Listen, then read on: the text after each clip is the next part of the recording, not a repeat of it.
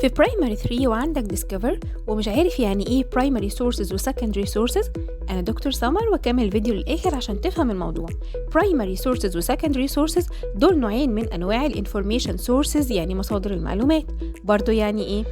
يعني اي معلومه انت بتعرفها او بتقراها ليها مصدر، وده يا اما مصدر اولي يعني برايمري سورس او مصدر ثانوي يعني سكندري سورس. تعالوا نفهم الفرق. البرايمري سورس او المصدر الاولي ده المصدر الاصلي للمعلومه، يعني من المصدر مباشره، زي مثلا الوثائق الاصليه، الصور الاصليه، اللقاءات، ودي حاجه بتبقى زي الاثر كده. اثر يعني artifact، فتعريفها ايه؟ it is an artifact that comes from a time being studied، يعني اي اثر.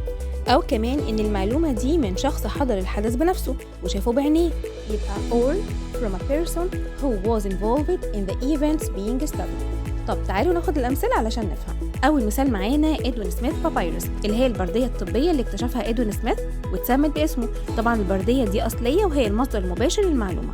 تاني مثال معانا photographs by camera، زي بالظبط photographs of family members، الصور بتاعت أفراد العائلة.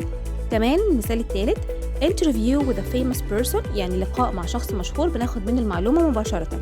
رابع مثال معانا a newspaper that published a story about an event that a reporter saw، يعني الجريدة اللي بتنشر قصة كتبها المراسل اللي حضر الحدث وشايفه بعينيه. والسكندري سورسز ايه هي؟ السكندري سورسز بقى دي اي مصادر بتشرح او بتحلل او بتلخص المعلومات اللي في المصادر الاولية، زي مثلا الكتب والمقالات والموسوعات والافلام الوثائقية. وتعالوا نسهل على نفسنا حفظهم علشان نعرف نحلهم في الامتحان.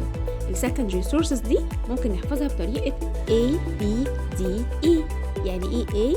A يعني articles اللي هي المقالات، B books اللي هي الكتب، D يعني documentaries اللي هي الأفلام الوثائقية، والE يعني encyclopedias اللي هي الموسوعات. والموسوعات دي بالظبط زي اللينكات أو المواقع بتاعت الإنترنت، أو زي المجلات اللي بتحكي وتوصف الأعمال الفنية like magazines of artistic work. وعلشان نفهم أكتر بصوا معايا، البردية بتاعت إدوين سميث اللي فيها المعلومات الطبية اللي جاية من أصل فرعوني دي هي البرايمري سورس. احنا بقى وصلتنا ازاي المعلومات بتاعت البردية بتاعت إدوين سميث؟ من الكتب اللي فيها المعلومات دي، فالكتب هنا دي السكندري سورس. وبس كده. ما تنساش اللايك والاشتراك في القناة عشان تشوف كل جديد، وكمان شير الفيديو لكل زمايلك عشان الكل يستفيد. باي باي.